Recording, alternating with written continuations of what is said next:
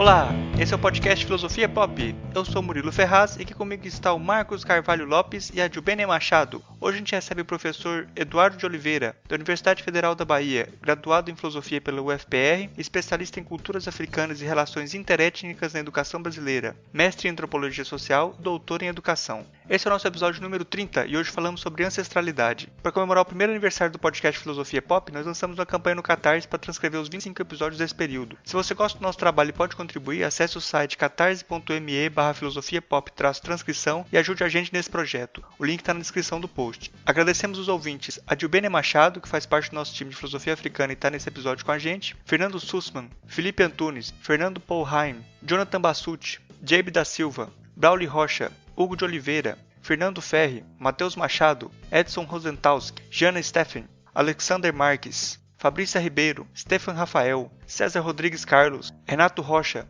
Felipe Ferrari, Renata Hempel, Albert Cashbaum, Vanderlei Luiz Weber, Juliano, Ana Carolina Spinardi, Enéas Melo, Thiago Bartoletti, Viviane Ribeiro, Hamilton Lemos, Virginia Martins Leite, Danilo Miranda, Apio Murilo Farenzi e Leandro Araújo, que apoiaram o projeto, ajudando a viabilizar o acesso ao conteúdo do podcast para pessoas com deficiência auditiva e a darmos o primeiro passo para o lançamento de um livro com os melhores programas do primeiro ano de Filosofia Pop. Muito obrigado mesmo a vocês de coração, é muito importante esse apoio e estou muito animado com o projeto. No dia 15 de julho nós vamos encerrar a campanha. Em agradecimento aos ouvintes que apoiaram, nós vamos sortear 3 exemplares do livro Entrevista Cadmiana, um abecedário de Gilberto Mendonça Teles, mas dá tempo de apoiar. A data e os detalhes do sorteio serão definidos depois do fim da campanha. Se você não conhece ainda o nosso site, pode visitar o filosofiapop.com.br e deixar o seu comentário. Tem sempre algum texto complementar lá no site. Siga a gente no Twitter, curta a página no Facebook ou envie um e-mail para contato@filosofiapop.com.br. Assine o nosso feed para você receber os episódios do celular assim que forem lançados. Se você não sabe como fazer isso, tem um guia para te ajudar lá no site. No Filosofia Pop, a gente pretende conversar sobre temas filosóficos numa linguagem acessível. A ideia é usar também referências culturais como filmes, músicas ou programas de TV para ilustrar alguns conceitos, dialogar com coisas mais próximas da gente. A cada 15 dias, sempre às segundas-feiras, a gente está aqui para continuar essa conversa com vocês. Vamos então para a nossa conversa sobre ancestralidade.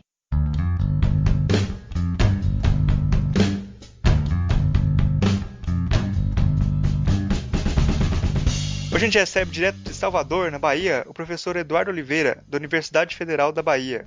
Ele é graduado em Filosofia pela UFPR, Universidade Federal do Paraná, especialista em culturas africanas e relações interétnicas na educação brasileira, mestre em Antropologia Social pela UFPR e doutor em Educação pela Universidade Federal do Ceará.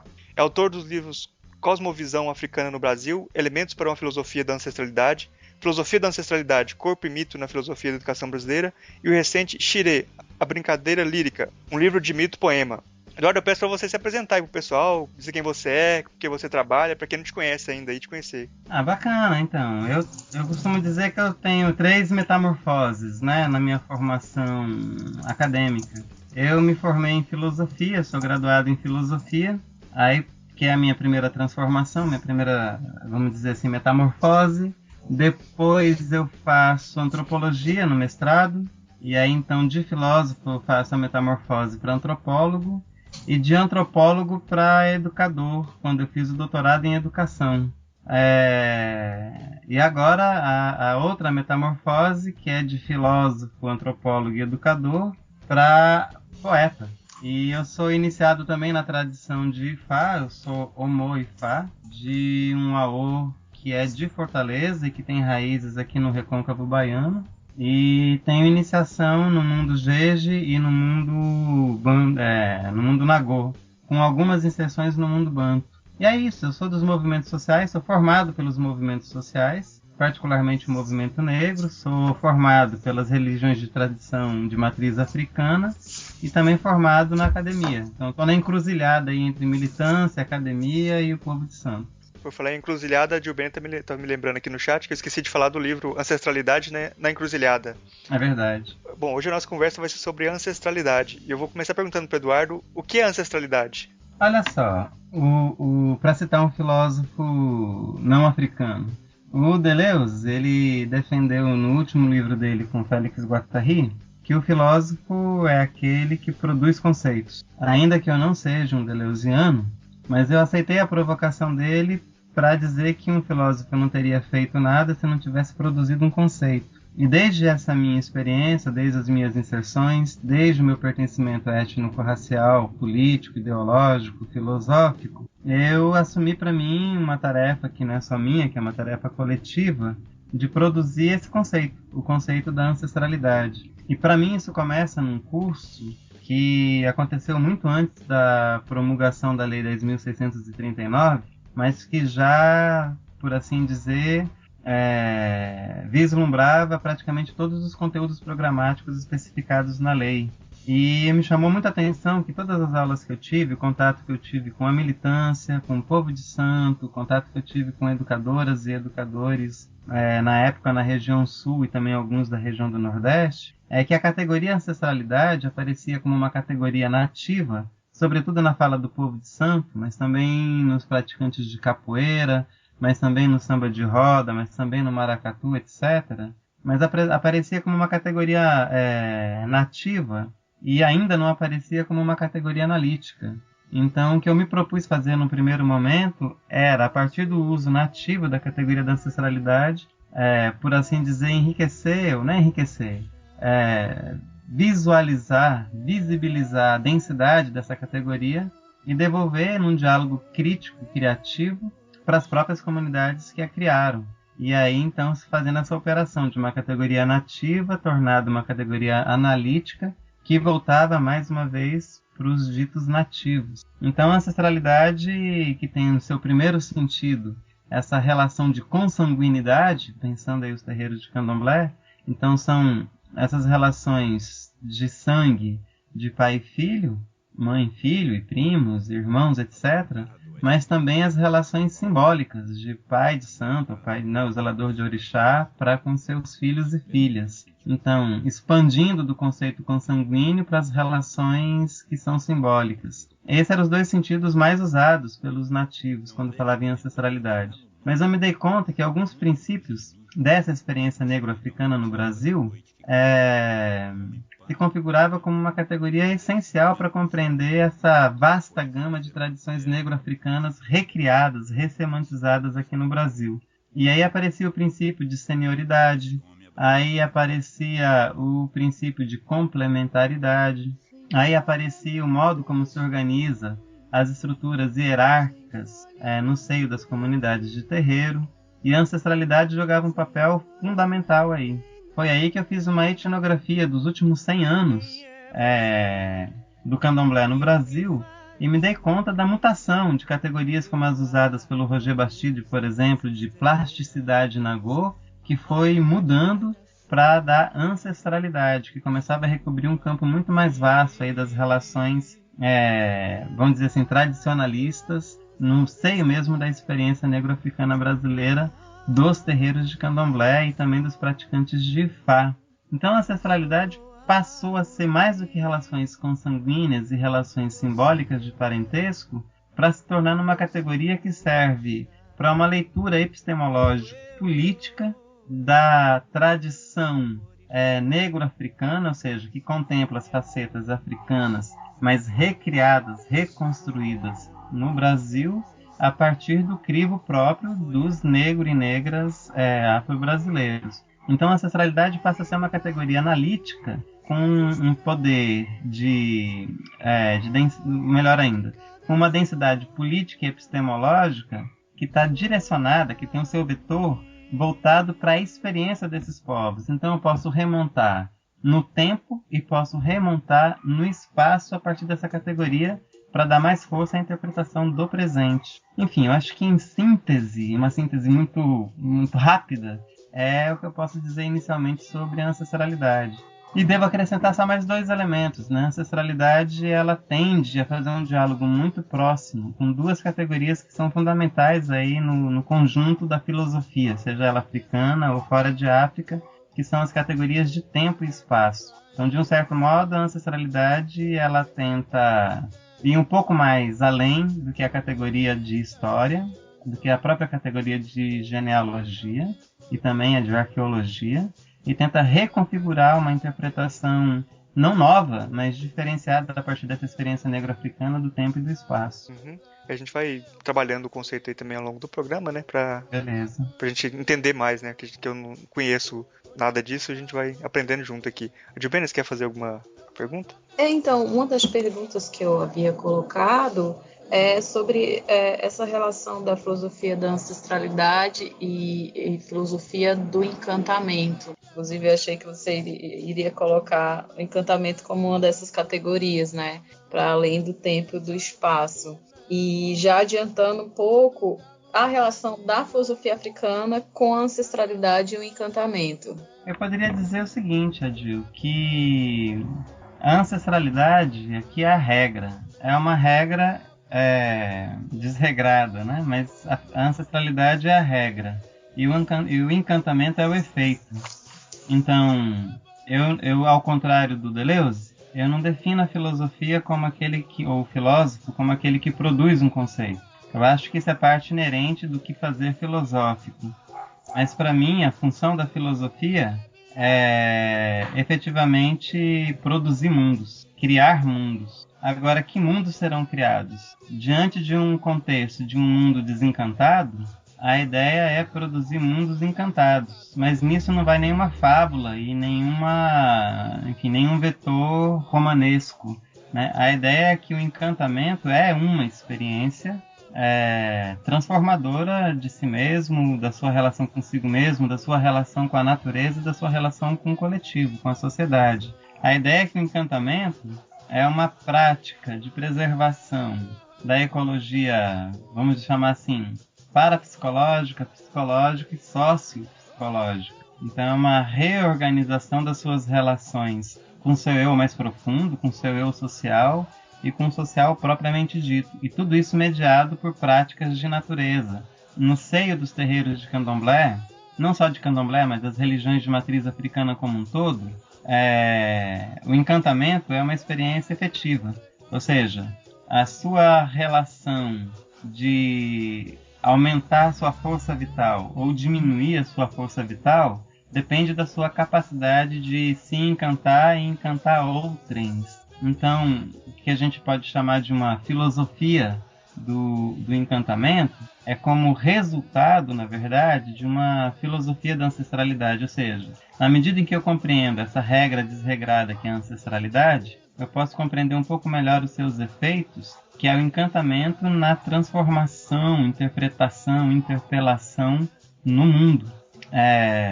O encantamento, ele não é um conceito. O encantamento, ou não é meramente um conceito. O encantamento é uma experiência. E como tal, ele cabe muito mais a categorias estéticas do que a categorias de ordenamento político. Muito embora todo encantamento tenha uma dimensão política, eu posso também falar de uma política do encantamento. Mas, tecnicamente falando, ele está muito mais no mundo, né, no universo da estética. Ou seja, ele é pré-racional, podendo ser racionalizado, porque ele é da ordem da complexidade do real, ele não é da ordem da simplificação do raciocínio, né? E a filosofia africana que eu estou propondo é uma filosofia africano-brasileira, né? Eu me dou conta de que falar de filosofia africana só tecnicamente, no sentido de conhecer as escolas de pensamento nos vários países africanos, conhecer os seus autores, as suas obras e as relações entre eles, é ainda estudar o alheio, é ainda estudar o estrangeiro. Então, estudar os africanos como nós aprendemos a estudar os europeus não me interessa. Me interessa fazer um diálogo muito estreito, muito próximo, realmente íntimo, daquela realidade africana, negro-africana, com a nossa realidade latino-americana e particularizando, no caso, brasileiro.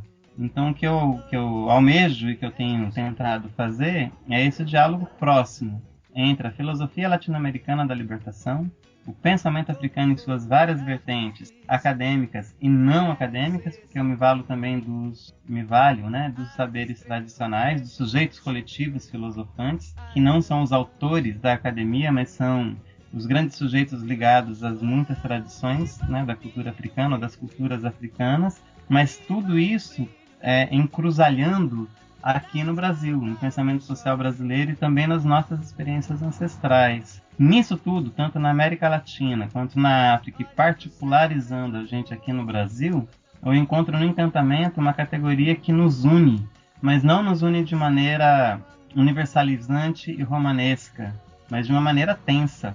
Esse encantamento do que eu estou falando é um encantamento tenso, que provoca e exige um pensamento de crise e que também exige um pensamento e uma prática que sejam criativas. E aí exige, por isso mesmo, que a gente faça o par entre a ética e a estética, e que não separe jamais a política da cultura. Então, eu poderia dizer que a ancestralidade e o encantamento é fruto de uma geopolítica por um lado e de uma geocultura por outro, e que encontra no solo da estética, daqui a pouco eu falo um pouco mais da nossa concepção de estética, mas que encontra no solo da estética um modo realmente muito interessante, muito singular, de fazer a síntese dessas duas outras perspectivas, tanto a cultural quanto a política. Ou seja, essa filosofia do encantamento é uma produção própria, né? Ela não é uma mimesis de pensamentos de outros continentes. É em diálogo próximo com esse continente, que, no caso africano, que tem para conosco uma relação de origem ancestrálica, dialogando com o nosso continente de pertencimento, no caso a América Latina, e particularizando a nossa experiência cultural própria, que é o caso brasileiro. E no meu caso, eu privilegio mais o Nordeste brasileiro. Eu acho que eu gosto de saber da trajetória, porque isso explica bastante a escolha e o caminho de pensamento que você fez. Você falou de 3 metamorfoses aí. Eu queria perguntar como é que começou a sua diáspora da filosofia acadêmica. Você percebeu que a filosofia acadêmica é aquelas questões que você queria desenvolver, e como você se reapropriou desse nome filosofia, provocando, você saiu da academia, do departamento de filosofia para fazer filosofia, foi isso? E como que foi essa mudança? Qual o motivo da insatisfação? Perfeito, Marcos. Para mim, eu conto sempre uma história que parece anedótica, mas é bastante fidedigna à experiência. Eu conversava muito com a minha avó materna, quando criança, né? Sobre conteúdos relacionados ao nada, ao infinito, à morte, ao sentido de viver, por que se vive, por que se morre, por que não existe nada. E eu lembro que a minha avó ficava tanto perplexa quanto divertida com as minhas perguntas. E eu me lembro que essas conversas eram assim, na virada do dia para a noite, né? Por volta das 18 horas, quando o dia já não emergia e a noite ainda não chegou. E eu me lembro que no meu primeiro semestre de filosofia, que eu cursei lá no Paraná, na UFPR, eu respondi exatamente as perguntas, as conversas que eu tinha com a minha avó nas provas de introdução à filosofia e tal. E eu tirei sistematicamente sempre 10. Eu me divirto muito com essa história, porque eu realmente naquele momento ainda não conhecia nenhum autor da filosofia. Eu não tinha nenhuma formação em filosofia, absolutamente nenhuma. Com o passar do tempo, então isso me encantou, mas só foi no primeiro semestre. Com os semestres seguintes, eu fiquei completamente desencantado com o mundo acadêmico da filosofia.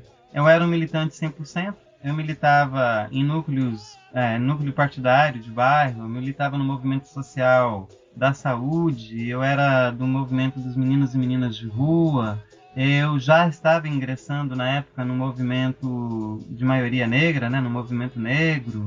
Eu tinha uma participação muito forte, era a minha principal vinculação na época com o movimento do sem-teto, e eu morava numa ocupação urbana, que as pessoas chamam de invasão. E eu entrei para fazer filosofia exatamente para melhorar a minha performance política dentro dos movimentos sociais. Mas o que eu encontrei foi uma filosofia absolutamente quadrada, uma filosofia que não conseguia ultrapassar o século XVII, quando muito chegava no século XVIII.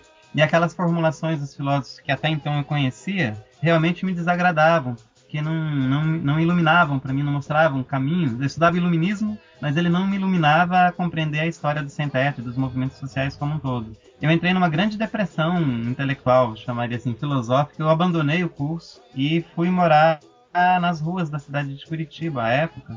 E foi quando eu li mais literatura, foi quando eu conheci outros modos de pensar a filosofia. E quando eu volto para a filosofia, foi pelas mãos de um professor que ousou ensinar a filosofia latino-americana da libertação. Ele era um professor substituto que conseguiu oferecer por um ano, até ser expulso novamente da universidade, o conteúdo de filosofia latino-americana da libertação. Mas isso me resgatou para o mundo da filosofia e desde então eu comecei a estudar filosofia latino-americana. Na filosofia latino-americana me dei conta, um tempo depois, que não se estudava negros. Se falava muito de trabalhadores da classe operária, se falava de maneira muito retórica de indígenas, mas havia um silêncio retumbante sobre negros e negras. E eu assumi para mim a tarefa de levar isso para dentro desse grupo reflexivo, que é um grupo que se organiza na América Latina como um todo. Na verdade, no mundo, né, como um todo. E aí eu fui me reencantando novamente, ou seja, quando eu consegui finalmente localizar o meu pertencimento de existência no mundo, isso coincide também com as minhas várias iniciações, então me iniciei na tradição de Ifá, também me iniciei na prática da capoeira Angola, virei brincante de maracatu, no Ceará.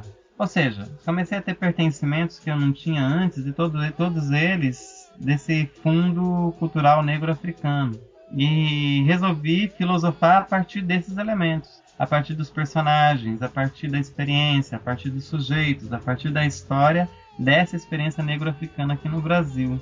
Então, o meu reencantamento da filosofia se deu por conta do meu pertencimento a um locus que é completamente excluído do que se chama filosofia canônica, né? Então, vocês sabem o quanto isso leva à rejeição no meio profissional acadêmico, né? Dizer que você pratica filosofia africana ou latino-americana, ou negro-brasileira, ou africano-brasileira, como eu tenho chamado ultimamente. Mas foi exatamente isso. Eu só consegui filosofar quando eu estava fora do curso de filosofia, e aí eu encontrei tantos outros filósofos e filósofas que, à deriva dos cursos profissionais de filosofia, e apesar deles, filosofavam e tentavam filosofar de maneira própria e de uma maneira apropriada. Eu entrei nesse filão, eu entrei nesse grande coro que ousa pensar em diálogo, mas em levar a própria realidade a sério. Pelo que você já falou aí bastante sobre a ancestralidade, parece que uma ancestralidade é uma filosofia que ela é muito experienciada, né? Você tem que ter experiência corpórea, performance, e nesse sentido eu acho que você falar a coisa um pouco de uma maneira teórica é muito reducionista, né? Aí pensando nisso, qual que é o caminho que você indicaria para um docente que se encantou com a ancestralidade e quer levar isso para a sala de aula? Olha só, o modo como fazer filosofia é uma coisa que me interessa muito.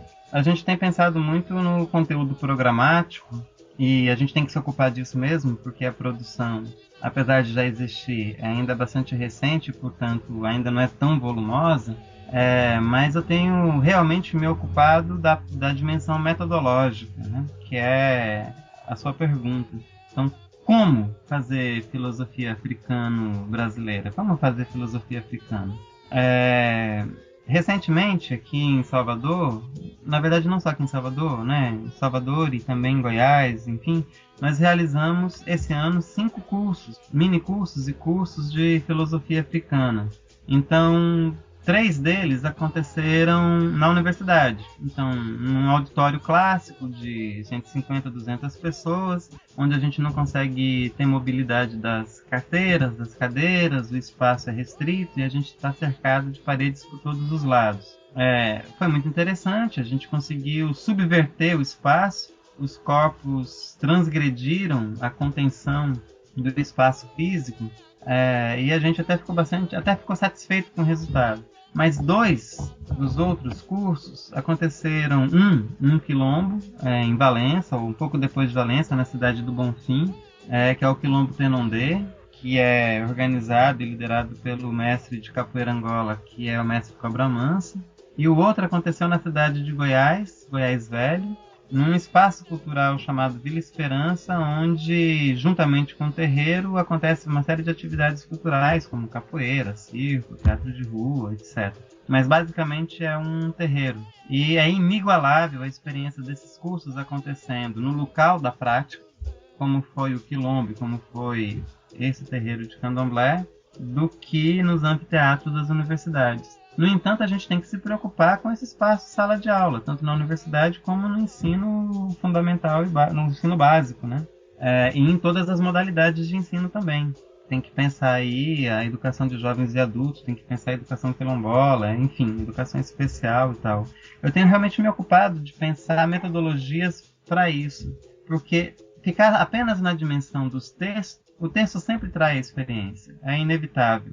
Agora você pode também produzir textos que, ainda que traia experiência, pelo menos destaque as cores, os relevos, os sabores da experiência. Ou seja, são textos difíceis de serem escritos porque são textos construídos racionalmente sobre aquilo que não é racional, né? Sobre aquilo que tem uma dimensão de subjetividade que ressalta, né, diante da experiência. Ora, a ideia é que as aulas sobre filosofia africano-brasileira, elas não sejam meramente descritivas e narrativas, e nem se resumam e se restringam ao conteudismo, né? Elas precisam necessariamente agenciar o seu público.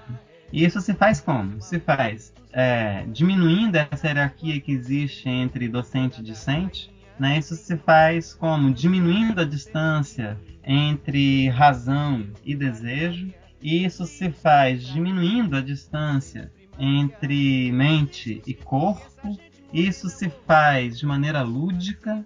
Isso se faz de maneira dinâmica, compreendendo que pensar é estar em movimento e não pensar o movimento de maneira estática, mas pensar o movimento de maneira dinâmica.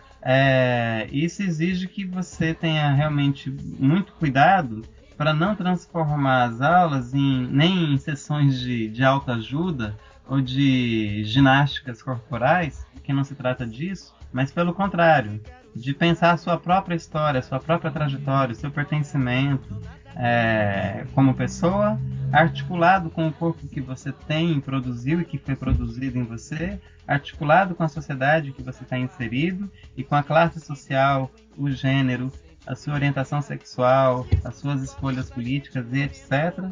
E tudo isso faz parte da leitura de um professor ou professora que se arvora a trabalhar com filosofia africana, porque você integra isso tudo num trabalho dinâmico, de modo que você tenta, ao menos, não hierarquizar um contra o outro, mas tenta colocar isso literalmente numa roda, num círculo. Eu tenho feito muitos experimentos nesse sentido e como são experimentos, eles nunca podem ser reproduzidos, né? Eles são sempre experiências singulares e a partir do retorno que os discentes têm dado, eu acho que a gente está num caminho bastante, vou chamar assim, bastante promissor, porque o envolvimento, o comprometimento, o enriquecimento da reflexão e também mudanças na própria prática tem sinalizados que é um caminho alvissareiro, né, por assim dizer. Vou te dar um exemplo. Eu fiz um módulo sobre diversidade das culturas africanas num desses anfiteatros daqui da UFBA, e foi interessante, teve um resultado bem interessante, reflexivo, foi muito racional, obviamente. Mas no Quilombo Tenondê eu dei esse mesmo módulo, essa mesma temática, só que dentro de um rio. Então todos os participantes estavam dentro do rio, eu obviamente estava junto, então cercado pela mata ciliar, dentro das águas, em contato com as raízes. E aí eu podia não só falar sobre essa diversidade de alimentos naturais que são ressignificados através, no caso dos orixás, dos inquices, dos vodus, dos encantados, mas a gente podia experimentar essa energia imerso nas águas do rio, cercado por todo um sistema ecológico, que é também um sistema cultural, que é também um sistema político. E aí o resultado é obviamente muito diverso. Como a gente não pode transpor rios para dentro da sala de aula, a gente pode evocar nas experiências e produzir as próprias experiências dentro dos limites do contexto de uma sala de aula. Que limita, mas também que me possibilita o que eu não podia fazer no Rio, utilizar vídeos, utilizar fotos, fazer máscaras, enfim, utilizar o corpo de uma outra maneira que não fosse essa imersa dentro da água. E eu tenho criado particularmente, Murilo, com colaboração, obviamente, de muita gente, a ideia dos odus, né? Então, os odus, que em Yorubá significa caminhos, e que é central dentro do sistema do Ifá, que é o sistema de oráculo negro africano, né, que sobreviveu aqui na diáspora. Então, em vez de falar de metodologia, que é uma palavra grega, eu falo de odus, que é uma palavra iorubana e tem sua própria experiência de organizar os caminhos da produção e da difusão do conhecimento. Então, até agora eu tenho trabalhado com 8 odus, que cada odu ele se multiplica por 2, então são 16 odus, que é exatamente o número de odus do Ifá.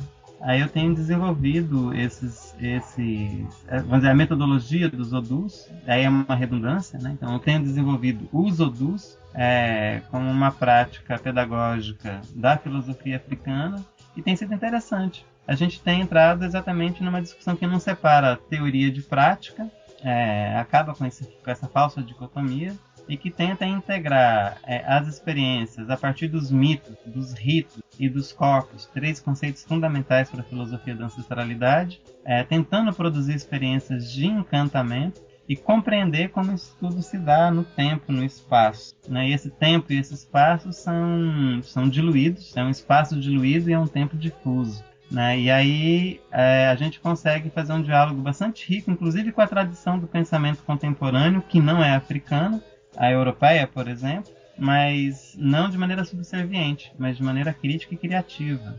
A gente faz filosofia africana não como gueto, mas como locus, né? Ponto de partida para o diálogo. Então é desde esse lugar que a gente fala, pensa e age. E aí, por isso mesmo, a gente dialoga com todo mundo. E aí eu estou me aproximando muito da proposta, por exemplo, que o Derrida fez para o ensino de filosofia. Foi bem interessante, ele tinha um grupo político ligado à filosofia e à educação na França, e que serviu de modelo para muita gente pensar o ensino de filosofia no Brasil. E eu estou recuperando outros modos, tanto em África e principalmente dos africanos no Brasil e seus descendentes, outros tantos modos de praticar a educação de maneira muito rica a partir dessa relação entre corpo, mito e rito. Mas eu tenho descoberto outros potenciais agora, né, com uma inserção um pouco maior no mundo da literatura e também no mundo do teatro. Tenho descoberto outras tantas formas de fazer isso, como esse vasto campo da performance, né, que é tão rico e que tem me dado tanto subsídio para essa experiência metodológica. O Eduardo vai falando e eu vou o tempo inteiro lembrando das minhas próprias experiências, né? Eu fiquei 5 anos trabalhando com o Eduardo, sendo orientada, desorientada por ele.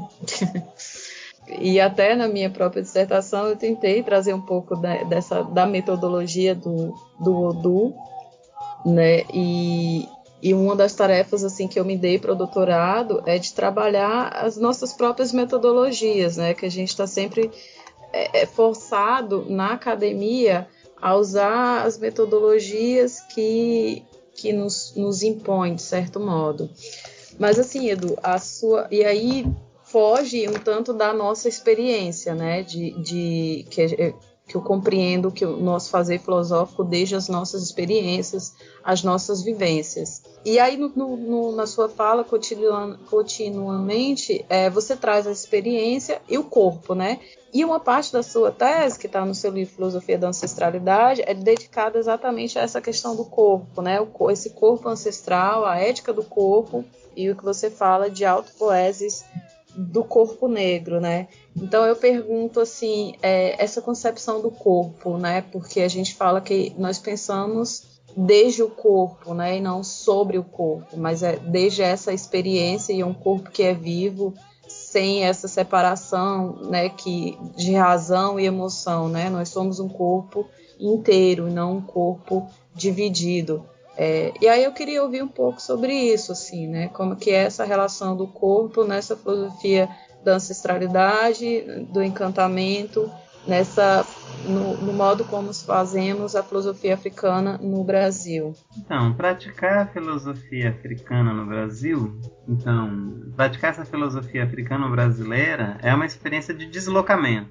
E esse deslocamento é tanto político, é tanto estético, é cultural, é econômico, enfim, é filosófico. E aí o deslocamento é uma categoria que está absolutamente ligada à experiência corporal.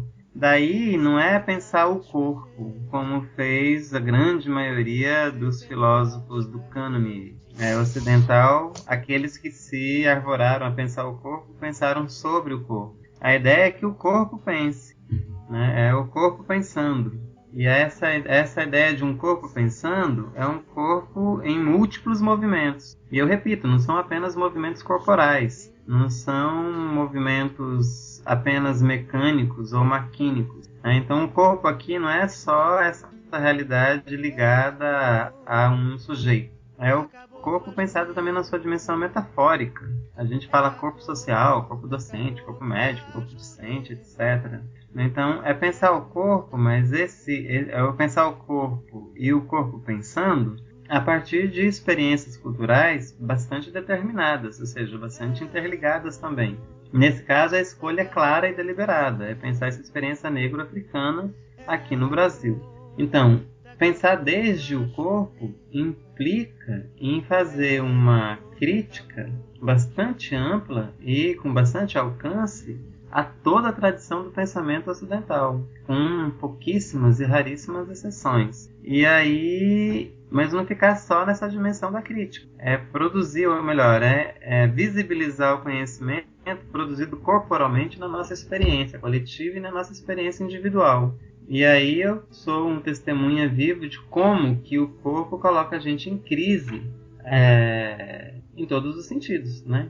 Em relação ao que eu faço com ele, ao que eu como, ao que eu me movimento, como ele se relaciona comigo mesmo e com outros, como eu produzo ele, como ele é produzido socialmente. Então, o corpo e a corporalidade são centrais. Eu não sei se existe um centro na filosofia da ancestralidade, eu acho que não existe centros, mas ele ocupa um papel preponderante nesse contexto todo, nessa cena inteira.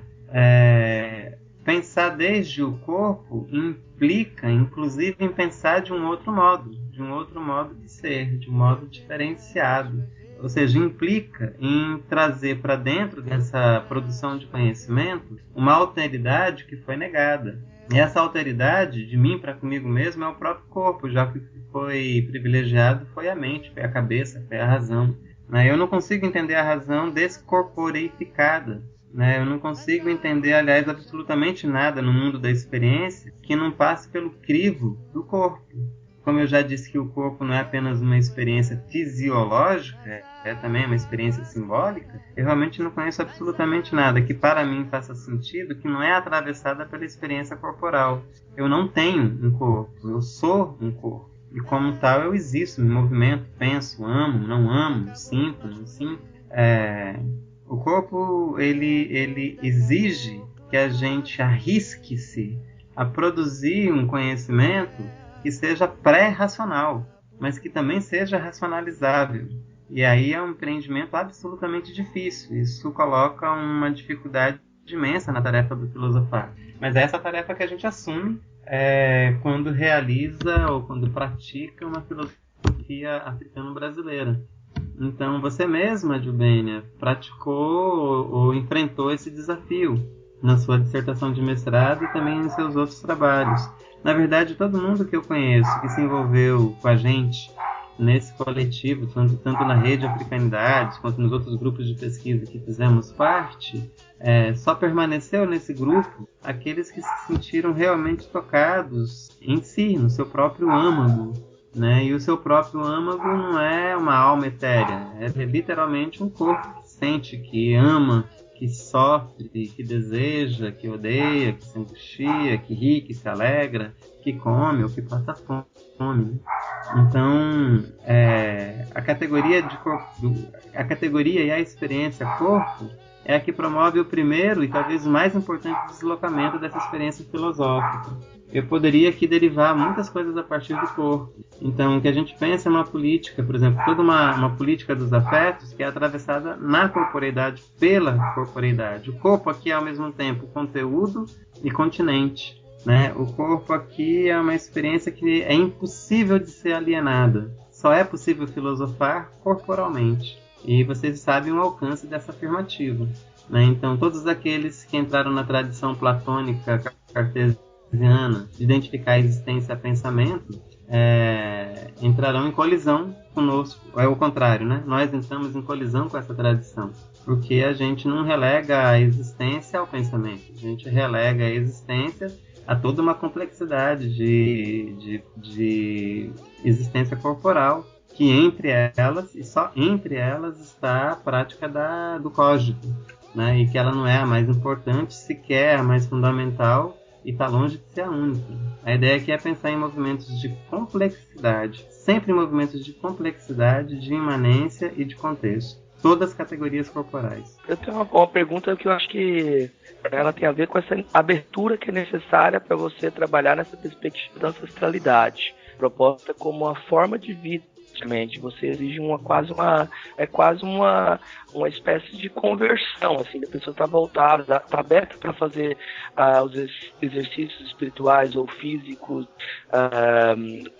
que seriam recomendados, assim, etc.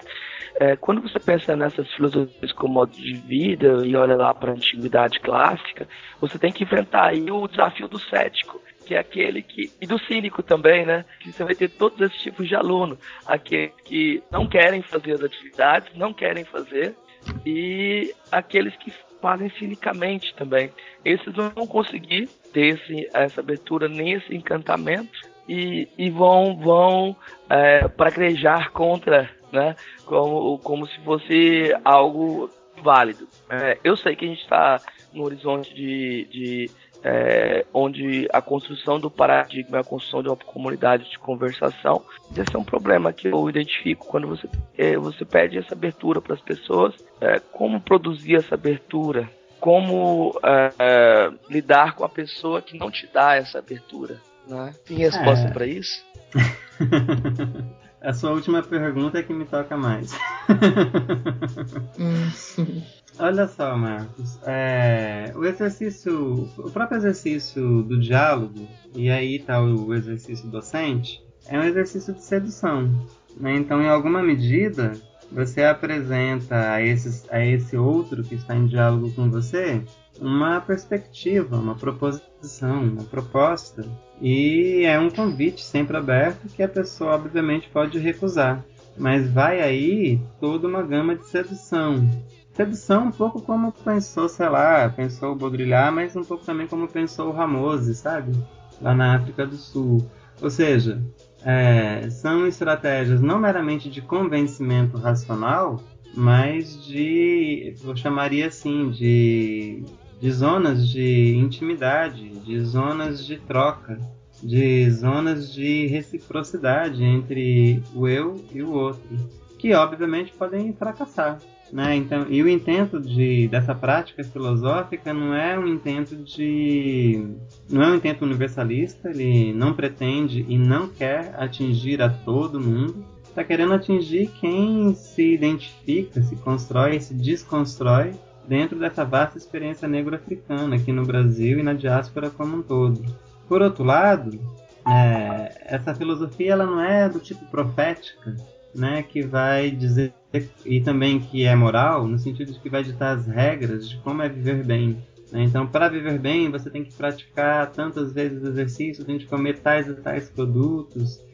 Realmente não passa por aí. Há uma preocupação, sim, com uma alimentação naturista, há uma preocupação, sim, com um corpo em movimento e, portanto, muita gente que aderiu a essa perspectiva tem uma vivência bastante considerável aí no mundo físico, né? Assim, das práticas físicas, eu digo, de esportes e artísticas, mas de jeito nenhum se reduz a elas. Então, nesse sentido, não é uma filosofia de conversão, mas é uma filosofia de produção de identidades abertas. Então, é muito interessante que eu tenho muitos alunos e alunas que são obesas, que não topam fazer os exercícios que eu proponho, e, invariavelmente, essas pessoas são as que mais se entregam aos movimentos, né? E elas acabam descobrindo que podem fazer coisas com seu corpo, que está colocado numa situação de inércia, que elas desconheciam. Isso é altamente transformador para elas. É impressionante como ficam tocadas por uma experiência muito simples, como, por exemplo, conseguir tocar as extremidades do corpo, as mãos nos pés, por exemplo. Ou quando eu proponho levantar essas pessoas. Então, todos os alunos se reúnem e levantam essas pessoas que acham que nunca ninguém pode ir com o peso delas. Mas quando um grupo faz isso, elas se dão conta que elas também elas podem sustentar outras pessoas, mas também podem ser sustentadas. E essa é uma experiência inalienável, né? Se você não vive essa experiência, é difícil ter o alcance. Mas as pessoas que não se entregam e não fazem, e que apenas assistem, isso eu estou pensando nas salas de aula, ninguém nas minhas aulas é obrigado a fazer absolutamente coisa alguma, né? Então as pessoas entram se forem convencidas, se forem seduzidas, se encorajaram a fazer. Muitos e muitas não desejam, e não querem e não fazem. Mas muita gente fez relatos, eu tenho isso por escrito também, a Dilbena tem mais do que eu, muitas pessoas que não faziam as atividades se sentiam tocadas pela experiência de outro, porque a experiência de outra pessoa também é experiência para mim, de uma maneira direta, ainda que seja indiretamente no meu corpo. Mas a experiência no corpo do outro também me ensina. Então eu não preciso não tenho que rezar uma cartilha, não tem uma bula ou um código de conduta para se tornar filósofo ou filósofa africana. Na verdade, aqui é sensibilizar. Do que se trata nesse caso? Se trata de educar a sensibilidade. Né? E educar a sensibilidade é um dos modos de praticar a ética. E é aí exatamente que eu localizo a prática pedagógica, é aí que eu localizo a educação. Então a educação é um modo de produzir corpos, né? E um modo de produzir corpos éticos são corpos que sejam livres, que sejam autossustentáveis, que se relacionam, são corpos cooperativos, né? E aí eu tento localizar isso não como um discurso de projeção para o futuro, utópico, mas a partir do reconhecimento das experiências no passado de grupos negro-africanos na África e na diáspora como um todo, particularmente no Brasil. Agora, a liberdade de entrar ou não entrar no movimento é sempre um pressuposto básico. Eu sempre apresento assim, como pressuposto. Eu enuncio, eu faço esse enunciado logo de início para que ninguém se sinta coagido a ser livre, porque seria uma contradição em termos. E aí o cético a gente refuta assim. Eu lembro de uma discussão do Henrique Dussel com o Appel e o Habermas, dizendo que o cético, quando argumenta numa comunidade de argumentação, já caiu em contradição autoperformativa, porque, afinal de contas, ele argumentou dentro de uma comunidade cujo princípio fundamental é argumentar. Então ele argumenta que não vai argumentar e cai em contradição autoperformativa. Mas o cínico é mais difícil, porque o cínico concorda com você, ele até faz um movimento com você, mas ele não acredita naquilo, ele até pode desdenhar daquilo, ele pode inclusive difamar aquilo. Enfrentar o cínico tem sido talvez o desafio filosófico, pensando em personagens, mais difícil. Eu gosto muito da resposta do Henrique Dussel, que vai falar que o princípio ético da interpelação do oprimido, né, a interpretação da alteridade negada, é suficiente para combater o cínico, porque o outro já existe antes de participar de uma comunidade de comunicação. Mas eu acho isso ainda pouco. Eu penso que um dos motivos de fazer e praticar a filosofia africano-brasileira é ser capaz de produzir muitos sentidos para essa experiência multifacetada e complexa que é existir, que é viver. Então eu preciso enriquecer o urânio nesse caso e pensar múltiplos sentidos para essas múltiplas experiências que consiga, inclusive, conversar e, nesse caso, combater mesmo o cínico. E eu te diria por experiência, o cínico não resiste ao encantamento. Porque se ele se encanta, ele perdeu essa dimensão de cínico. Se ele não se encanta, ele se denuncia no seu papel e aí fica muito mais fácil o seu combate. Mas isso ainda é muito esquemático, na prática é sempre muito mais difícil e a resposta fica sempre pela metade. A ideia também é a gente radicalizar um pouco nessa ideia de pertencimento.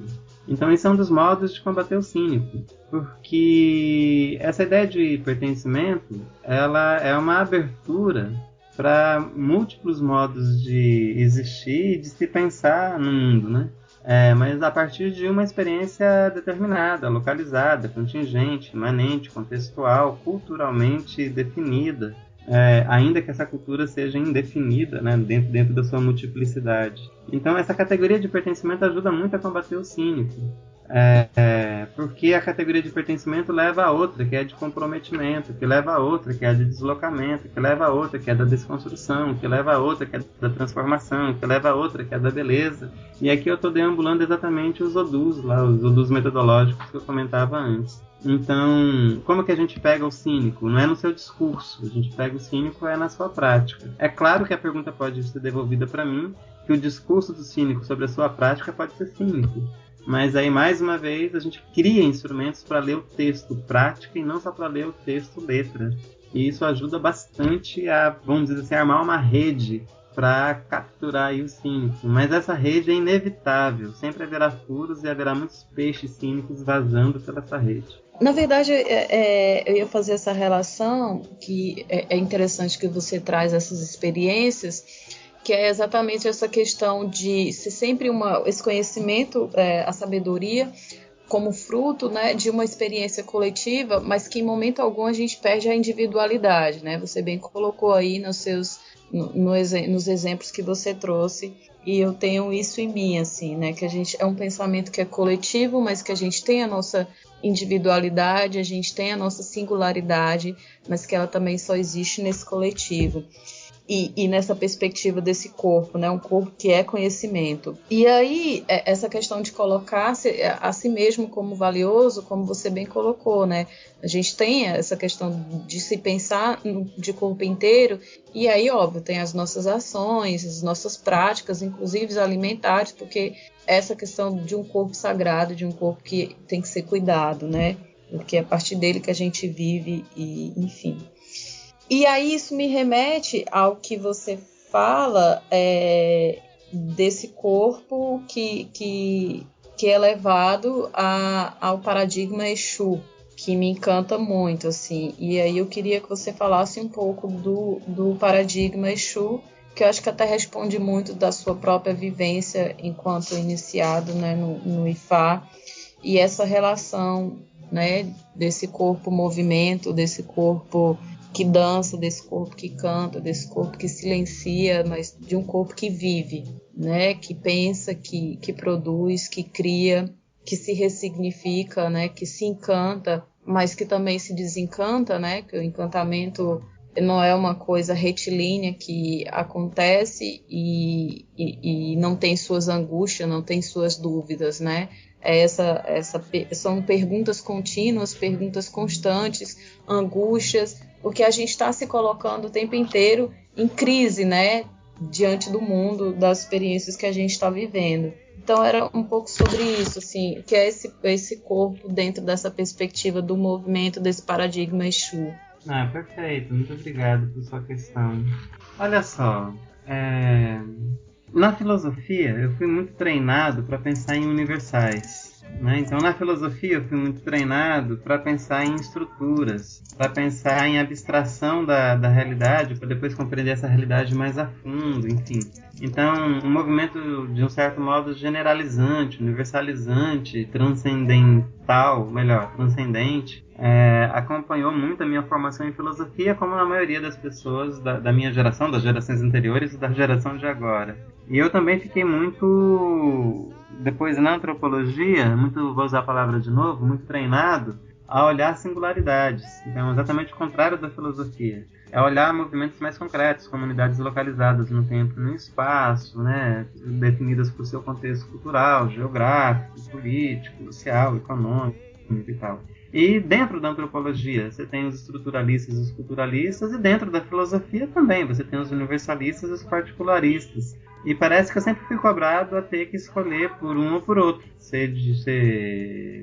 Pensar a partir do indivíduo ou a partir do coletivo. Pensar a partir das estruturas e das singularidades. E aí eu encontrei no Exu um personagem conceitual absolutamente rico, né, que me deu base para, vamos dizer assim, enunciar essa filosofia africana aqui no Brasil, a partir da experiência negro-africana. Porque o Exu é exatamente esse orixá, essa divindade, que é o princípio individual da existência de todas as coisas, inclusive descentrando do mundo humano. Ele é do princípio de todas as coisas que existem, e todas as coisas que existem são animadas, tudo é vivo. Então, o mineral, o vegetal e o animal. E por ser o princípio individual de todas as coisas, ele é o princípio dinâmico do universo iorubano. Ou seja, ao mesmo tempo, o Exu é estrutura e é singularidade. Então, a singularidade não traz estrutura, como a estrutura não é um contraponto à singularidade. E também uma não se reduz à outra, é uma e outra.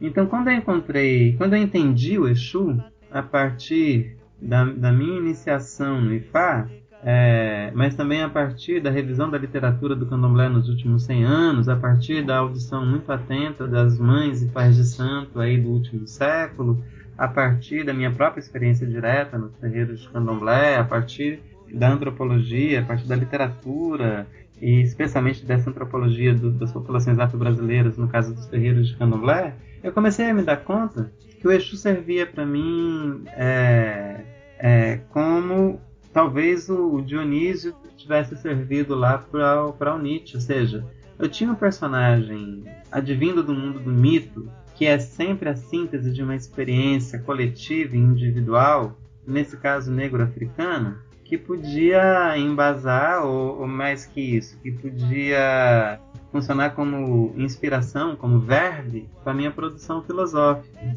É curioso que quando eu comecei a usar o Exu como personagem filosófico, começaram a me dizer que isso não era filosofia, que onde se viu usar Exu como base do filosofar. Aí eu lembrei que praticamente toda a filosofia ocidental, lá dos pré-socráticos até agora, a contemporaneidade, usa largamente os mitos. É Édipo, é Leviatã, os Númenes, Cleonte, etc. Ou seja, de Freud a Kant, sabe? De Platão a Plotino, todo mundo se utilizou largamente dos mitos. E dos mitos da sua cultura. São os mitos europeus, mas eu não sou europeu.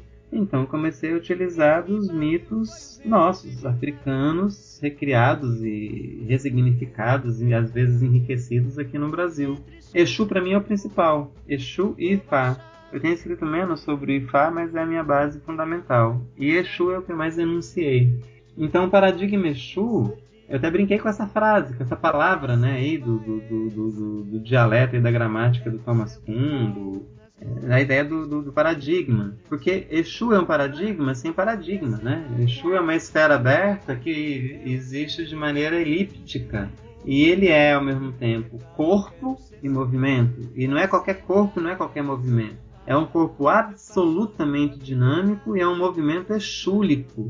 E como a palavra para movimento no grego é dialética, eu digo que a dialética de Exu se contrapõe à do Platão, à do Hegel e à do Marx. E é muito mais complexa, ou seja, esse tipo de experiência negro-africana não serve apenas para a experiência dos negros africanos no continente africano, na diáspora.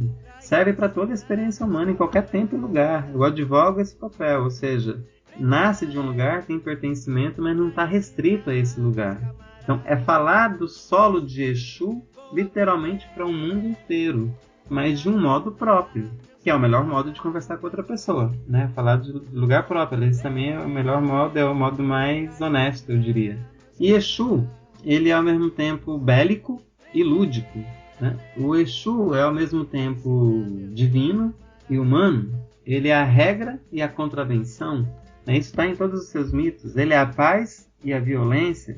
Ou seja, o Exu mora no paradoxo. O paradoxo me movimenta para o pensamento e não impede o pensamento como impedia, por exemplo, para a tríade ali, Sócrates, Platão, Aristóteles, né? E depois para frente também. Então é o contrário. O paradoxo me lança exatamente na experiência do viver, na experiência mundo, no não sentido das coisas, na angústia, na deriva, na não perpetuidade, na não continuidade de nenhum elemento, na incrível experiência de viver e, portanto, na incrível e inacreditável experiência do refletir, do pensar, do entender, do compreender, do se apropriar.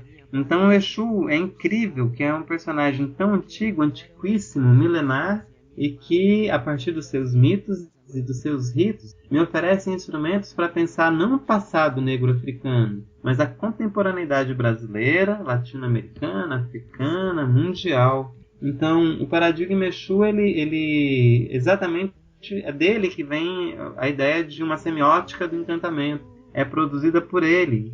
E o Exu é aquele que fala por parábolas, por complexidades, por alegorias, por provérbios, por experiências corporais e que fala corporalmente, ou seja, todos os locos de produção de conhecimento que me interessam quando eu penso em filosofia africano-brasileira.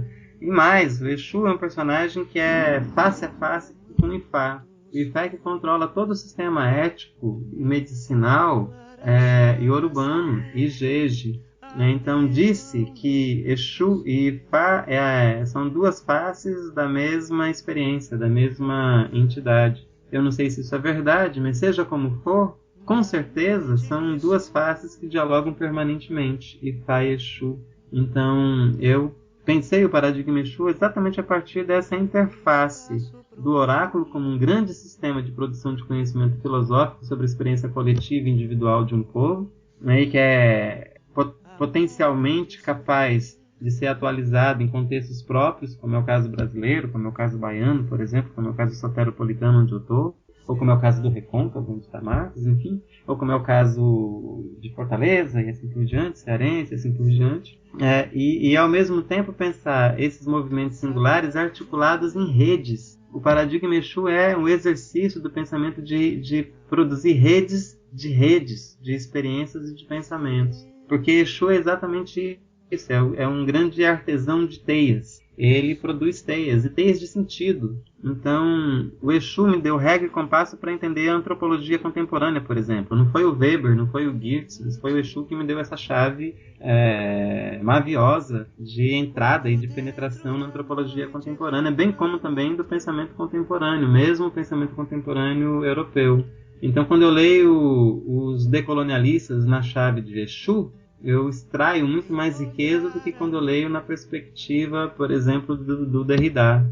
Quando eu leio a Spivak, uma mulher indiana, do ponto de vista do Exu, ou desse princípio exúlico, eu extraio muito mais pontos de diálogo e conexão, e também de tensões com a minha própria realidade como africano-brasileiro, do que se eu lesse isso a partir, por exemplo, do Eduardo Said, né? Então, o paradigma Exu ele se converte efetivamente não é um único, mas é um locus riquíssimo desse diálogo intercultural, decolonial, filosófico dos nossos tempos. Eu poderia falar muito mais sobre isso, mas acho que eu me estendo demais, eu prefiro ouvir mais perguntas.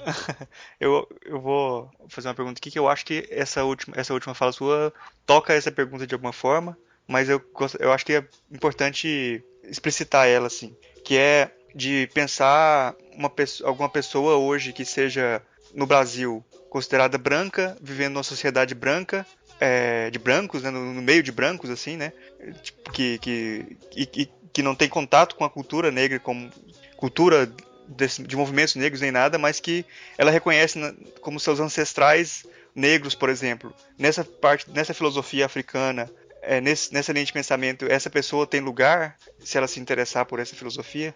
Olha só, Murilo, essa é uma filosofia para todo mundo que está interessado em promover tecnologias de inclusão, né, num mundo tão excludente como a gente vive.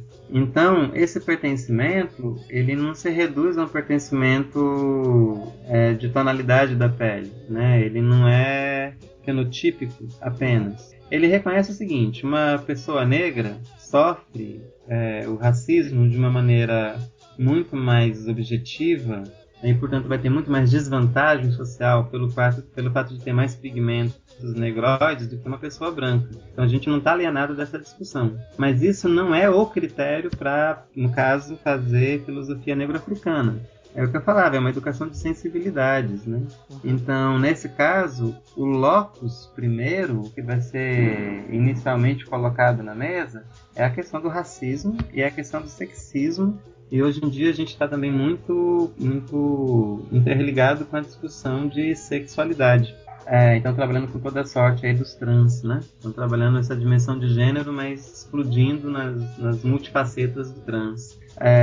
Mas não se reduz a isso, né? Se reduz a experiências de libertação e se reduz a produção de subjetividades que sejam éticas, sem criar receitas para isso. Ou seja, uma pessoa branca que se sente pertencente ao universo negro cultural africano, que está comprometida com mudanças em si, comprometida com mudanças no seu ambiente, nos seus sócios, a partir dessa perspectiva, ou melhor, a partir dessas perspectivas, é muito bem-vinda, inclusive para fazer a reflexão da sua própria ancestralidade, que pode, inclusive, não ser negro-africana. Ela pode fazer esse diálogo a partir de uma ancestralidade indígena ou de uma ancestralidade europeia que ela tenha. E isso, para mim, pelo menos, não é problema nenhum. Porque senão eu vou estar reconduzindo a discussão em nome de uma liberdade, mas reduzindo a dogmas, né? E nesse caso, dogmas de pigmento. Eu me recuso a isso. Mas a ideia é não se alienar da experiência negro-africana, tanto em África como em toda a diáspora e particularmente no Brasil. Então isso é um ponto que inclusive afasta muita gente, porque nem todo mundo está interessado em conhecer a história de negros e negras. Mas a filosofia negro-africana, ela não está ou africano-brasileira, como eu tenho chamado agora, ela não está restrita a pertencimento epidérmico, né? Ela está muito pelo contrário, ela está comprometida com toda a sorte de pessoas que passam por essa experiência, ou são seduzidas por essa experiência, ou que tiveram algum contato por essa experiência e que aceitam o desafio de pensar a si mesmo e ao mundo a partir desses referenciais. Mas quando eu falo desses referenciais, não é como dogma, mas desses referenciais como prato inicial do cardápio. O cardápio é muito mais vasto e é muito mais também, eu diria, diversificado na medida em que cada um traz o seu próprio prato para a mesa. Porque ainda que a gente tenta apresentar sempre para esse banquete uma variedade bem grande de experiências, tanto de pratos, e que sejam muito sedutores e que sejam muito vistosos, enfim, mas essa refeição nunca é completa se a pessoa não trazer seu próprio tempero e seu próprio prato de casa. E essa casa pode não ser a casa da manhã. É o que eu dizia, a África e o Brasil negro é ponto de partida, é uma referência, mas não é ponto de chegada. A ideia aqui é radicalizar na experiência do diálogo, né? Mas é um diálogo que não é relativista de maneira exacerbada e não é dogmático de maneira estruturalista. Ele tem destino, ele quer combater o racismo, ele quer combater o sexismo, ele quer combater as políticas violentas sobre sexualidade, ele quer combater também as políticas que hierarquizam classes sociais. A gente trabalha aí no campo da interseccionalidade de raça, gênero, classe social e do mundo aí das sexualidades. Nesse sentido, a ideia aqui é exatamente dialogar com o máximo de pessoas que têm interesse nessa perspectiva da promoção da diferença e não da hierarquização de diferença. A ideia não é estratificar poderes a partir da diferença, mas é horizontalizar a partir das diferenças práticas diversas, mas que têm em comum esse eixo de ético, estético e libertário. Saber o que é isso é que são elas, por isso a gente existe, né? Para apresentar possíveis sínteses, pistas, simplesmente sinais do que seja isso, ajudar a pensar isso, ser ajudado a pensar isso, porque a gente não sabe o que é isso exatamente. Isso se dá como experiência, isso se dá num acontecendo, num gerúndio perpétuo. Mas eu acho que um dos motivos pelos quais existimos nós, aí, filósofos e filósofas africanas, é exatamente para pensar isso no movimento de densidade e de abertura com o outro. Eu tenho brincado com a Sandra Petit, né, que é minha orientadora. Ela criou o conceito de pedagogia, que ela fala que é uma pedagogia de preto para brancos, pretos e índios. E aí eu brinco que a filosofia africana é uma filosofia para brancos, pretos e índios, assim, né? Que não é só para o de dentro, né? Mas é esse diálogo com o diverso, com a multiplicidade, enfim. E aí é interessante que a gente percebe nas andanças de como o fato desses conceitos serem oriundos da experiência, ele é experienciado em qualquer campo, né? Em qualquer campo do conhecimento, assim. Não necessariamente apenas no campo da educação, no campo da filosofia, que é como a gente vem fazendo, né? Por exemplo, aqui no Ceará eu tive a oportunidade, depois que eu voltei para cá, de conhecer a companhia Balé Baião, que é uma companhia de dança afro ancestral de Itapipoca, no interior daqui do Ceará. E eles têm trabalhado já essa perspectiva da filosofia da ancestralidade, do encantamento. Então é muito interessante ver que é uma filosofia que ela não está apenas, como o Eduardo bem falou, né, não é apenas textos escritos, mas são experiências que são escritas e descritas nesse corpo que vive, nesse corpo que dança, nesse corpo que está aí nas ruas, né?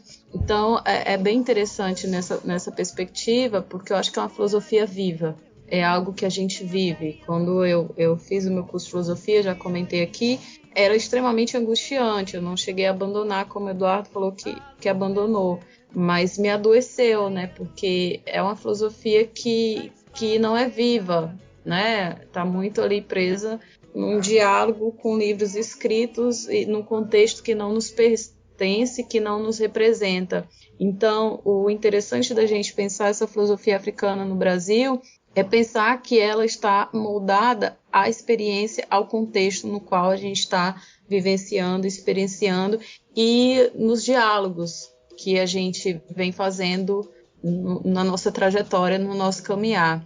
Então, são conceitos que, ao mesmo tempo, são acabados, mas são inacabados, porque eles estão nesse movimento constante, né? Então, eu posso pensar, encantamento é isso, mas lá na frente eu encontro alguém que me traz uma experiência que aí eu digo, não, encantamento é isso, mas também é isso, e isso, e isso, e talvez não seja isso, né?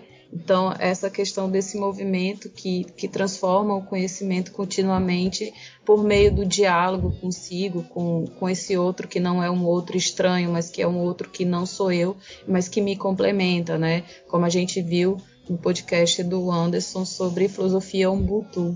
Sim. Então, a ideia é pensar essas alteridades que foram negadas, né? Foram negadas no que fazer filosófico, que foram negadas pelos grandes sistemas políticos econômicos, que foram negadas culturalmente. Então, essas alteridades negadas é o sujeito filosofante aqui, no caso. Agora, não é um sujeito universal. Aí eu vou falar de negros e negras, mas negros e negras não são iguais no mundo. Uma coisa é fazer essa filosofia lá no continente africano, outra coisa é fazer aqui no Brasil como negro ou como negra. Sim. Outra coisa é fazer isso como negro ou como negra. É uma diferença muito grande. Mesmo fazendo parte do mesmo grupo étnico, tem uma diferença de gênero que vai trazer novos desafios para o pensamento. Mas também tem o do pertencimento religioso, o da escolha, ou da vivência, né, da experiência sexual. E assim por diante, ou seja, a gente vai ter cada vez mais clivagens advindos do mundo da experiência que se multipliquem em diferenças, e o desafio é exatamente fazer filosofia a partir dessas diferenças que repercutem imediatamente na minha experiência da relação comigo mesmo, com o outro e com a natureza.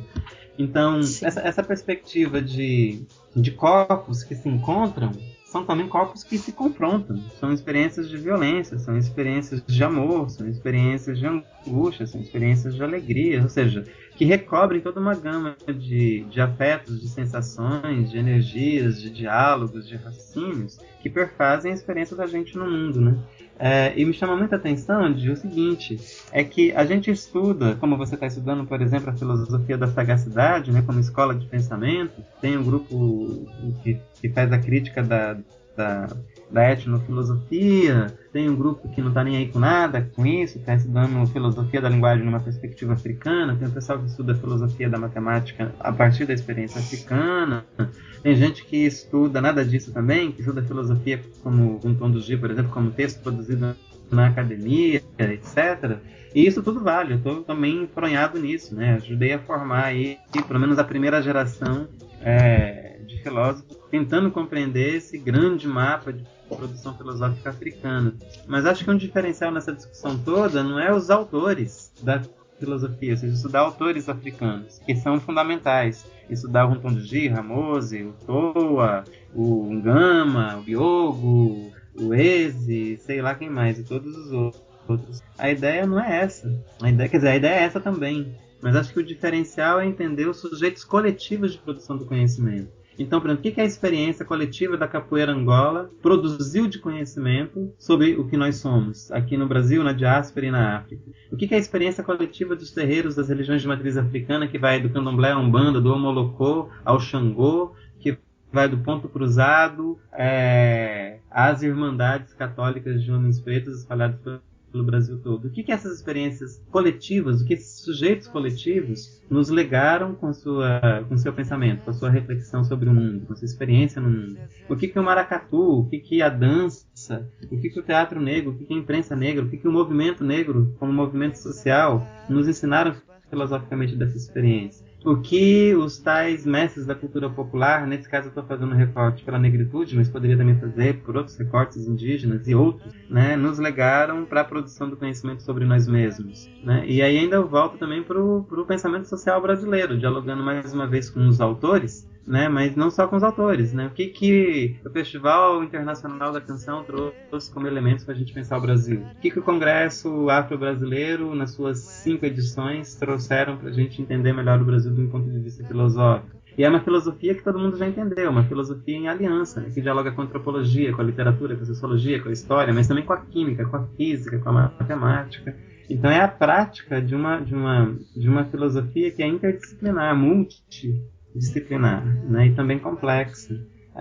E aí tem alguns modos de falar que a gente não entendeu muito bem na filosofia, como, por exemplo, teatro, como a dança, que a Ju agora lembrou. Então, quando eu estou dançando samba de roda, ou partido alto, etc., que a gente não dança do mesmo jeito, tem ali um conjunto de aprendizagens e de ensinamentos que eu posso, sim, utilizar como leitmotiv para o meu filosofar. Assim como na capoeira. No meu caso, particularmente, a capoeira Angola, que me dá linguagem e substrato suficiente para filosofar. Né? E isso vale também para as danças no terreiro, para o xirê, para o toré. E se eu expandir isso para além da experiência africana, pegar a experiência nativa, indígena, aqui na América Latina, então isso explode para infinitos de possibilidades. Eu acho importante manter essa distinção, esse cuidado para não cair no unanimismo em relação à África. E a diferença também que a gente pensar a África a partir da experiência afro-brasileira na Bahia, nesse local, com a experiência dos africanos que estão na África e vivem muitas vezes e têm questões totalmente muitas vezes muito diferentes das nossas, e então não cair nesse unanimismo sobre a África, tomar cuidado para que as pessoas não tenham essa impressão, e está claro isso. Eu acho muito interessante a potência de pensamento que você coloca no discurso da filosofia da ancestralidade, essa potência de criação, né? Nesse sentido, só para completar o que eu ia comentar antes, era nessas divisões, eu diria que sua filosofia é mais afro-brasileira que africana. Isso não é um defeito, é pensar a experiência brasileira, afro-brasileira da África no Brasil, né? E eu acho que isso é muito importante. Mas aí eu queria perguntar outra coisa para você. Me interessa muito mais essa potência de pensamento e muito menos as clivagens, as divisões conceituais. Isso não é tão interessante, mas a potência poética que você colocou quando você falou de Exu, eu queria que você comentasse um pouco como foi essa potência poética no fazer de poeta. Como essa potência de criação de conceitos e como essa experiência surgiu para você. Queria que você comentasse um pouco sobre ela. Massa, Marcos, massa. Então, só fazer um comentário prévio. A ideia, inclusive, quando a gente está falando em filosofia africano-brasileira, é diluir essa ideia universalizante de África, né? Então a gente não quer mais falar em filosofia africana, mas pelo menos colocar no plural, falar filosofias africanas, culturas africanas, e no máximo possível, quando a gente tiver já a possibilidade disso, falar de maneira singular, né? Então falar em filosofia balongo, lumba, kikongo, fon, ewe, sabe? Ou seja, etnicizar um pouco mais os termos. Mas não no sentido de transformar esse exercício de filosofar em guetos, só no sentido de materializar essa singularidade, essa diferença que a gente tanto fala, e que quando eu falo em filosofia africana, não deixa de ser um grande universal que é redutor da experiência múltipla no próprio continente africano. Né? Então a ideia é exatamente abolir esse modo operativo de generalizar as coisas. A ideia é se ater à potência da experiência em relações de contextos singulares, criativas. A ideia é também que a gente se encoraja como autor, que não seja mero reprodutor de conhecimento do outro, ou mero comentador de outro. É importante isso é fundamental para a constituição de campos de conhecimento. Não abdico desse trabalho, mas se reduzir a isso, na minha opinião, é não fazer filosofia. Fazer filosofia é um exercício de liberdade e autônomo. E isso não casa e não combina com a mímese, né? com um texto meramente especializado sobre outro autor. Ainda que eu faça um comentário especializado sobre alguns autores africanos, isso não me faria um filósofo africano, me faria mais um comentador, e se for apenas isso, ainda é bastante alienado ao meu próprio contexto. A filosofia existe para pensar a própria realidade. E aí, você tem razão quando diz que essa filosofia é mais afro-brasileira, eu prefiro chamar africano-brasileira, do que filosofia africana. Eu não nasci no continente africano, e quando a gente produz essa filosofia, a gente não está imerso nas experiências, soluções e problemas no continente africano. Mas como a gente deriva desse continente, como tem muitos pontos de conexão e também tem muitos pontos de ruptura, me interessa pensar esse movimento de convergência e também esse movimento de tensão, né, com o continente africano, para a gente entender a gente mesmo. Mas não como mera continuidade idílica e nem como ruptura total. O movimento é um pouco mais complexo. Nas relações Brasil-África, não pode se reduzir a movimentos de continuidade e nem de ruptura. Essas coisas acontecem simultaneamente o tempo inteiro e tem que ver caso a caso. Por isso a gente faz pesquisa, né, para não fazer nenhum tipo de discurso irresponsável. E como me interessa muito essa potência criativa, essa criação, essa potência criadora, né, essa potência criativa, me levou para uma região curiosa. Eu confesso a você que no início, quando eu comecei a me interessar pela filosofia africana, eu comecei a me interessar primeiro pela filosofia latino-americana. Né? Foi num segundo momento em que a filosofia africana entrou como uma preocupação vital para mim.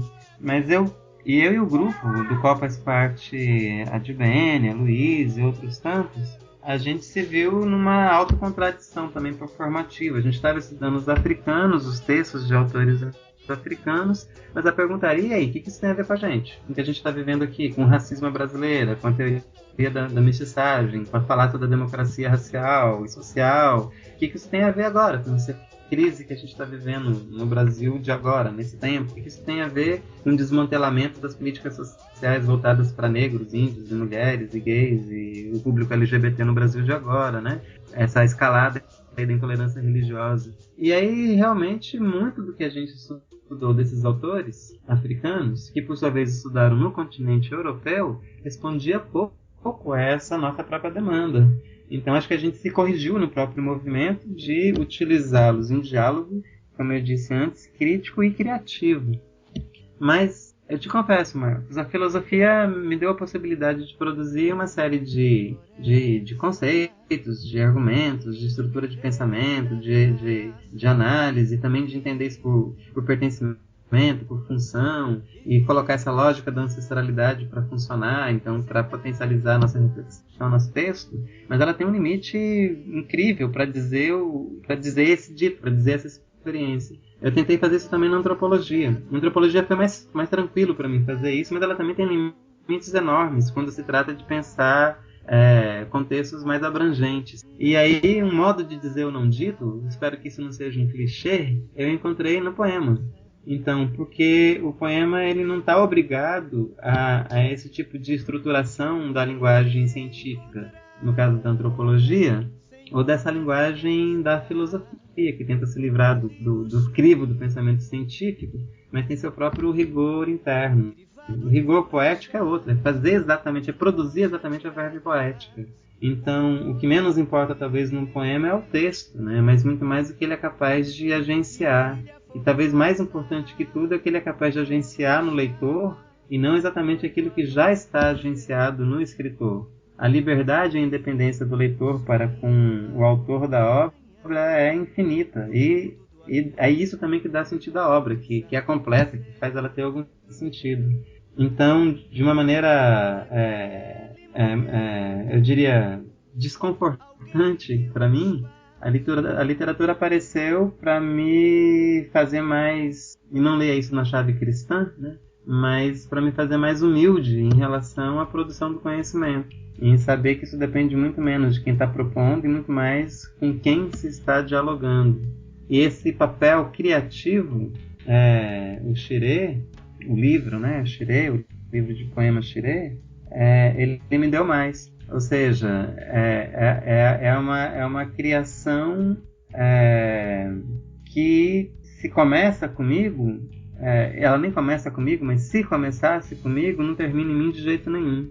Ela exige que essa alteridade funcione na produção de sentido ou ela não é. E sobretudo o seguinte, esse modo de me expressar do modo próprio. Por mais que eu tenha tentado fazer isso, por exemplo, no Filosofia da Ancestralidade, que eu acho que consegui fazer em alguma medida, e fiz menos no Ancestralidade na Encruzilhada, que é um livro mais antropológico, no Xirê eu me expresso de uma maneira muito mais inteira, né? Muito mais parecida com o que eu sou. É uma espécie de tradução cuja traição é menor do que a da filosofia. E é também mais aberto, né? Os poemas são textos muito mais abertos que os textos filosóficos e antropológicos. E isso me interessa muito, isso me seduz por demais. E sobretudo porque na experiência de criar e de fazer poemas, essa aventura da deriva, é muito mais presente. Então, me interessa sobretudo isso agora, a deriva poética. É bem capaz agora que o meu próximo texto filosófico seja exatamente sobre a deriva que eu experimentei na produção de texto literário. Porque, como experiência, o poema é muito mais aberto à deriva do que o próprio texto científico ou filosófico. Eu não sei se eu me fiz compreender, mas eu me empolguei. Sim, tranquilo. Já avançou muito no tempo aqui, eu acho que já tá legal pra gente ir pras indicações, né? Podemos ir pras indicações já? Eduardo, você trouxe alguma coisa pra indicar pra gente hoje aí, pros ouvintes? Olha só, eu como cheguei da rua, eu queria fazer um kit, né? Preparar um kit mesmo. Mas vamos aqui de memória. Uhum. Olha só, eu tenho trazido muito o universo da literatura africana propriamente dita, e africano-brasileira, e afro-brasileira, né?